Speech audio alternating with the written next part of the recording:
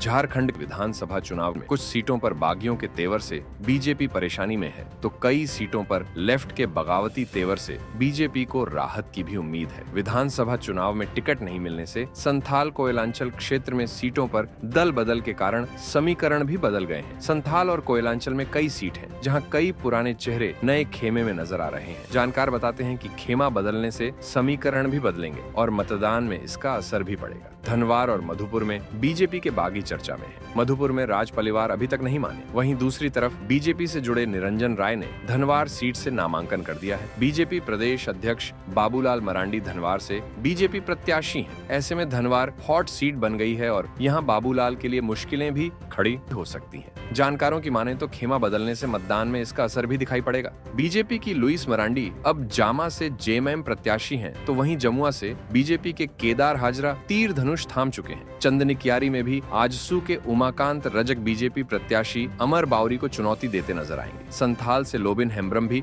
BJP उम्मीदवार हैं। ये चार बड़े चेहरे हैं और चुनाव में इन पर लोगों की नजर भी रहेगी। गिरिडीह की कई सीटों पर माले ने पेच फंसा दी है। इंडी गठबंधन में माले नाराज है, जिससे गिरिडीह की कई सीटों पर असर पड़ सकता है। तालमेल नहीं हो पाने से धनवार और जमुआ जैसी सीटों पर माले और जेएमएम दोनों के उम्मीदवार हैं। जानकार बताते हैं कि कुछ और सीटों में बगावती तेवर देखने को मिल सकता है।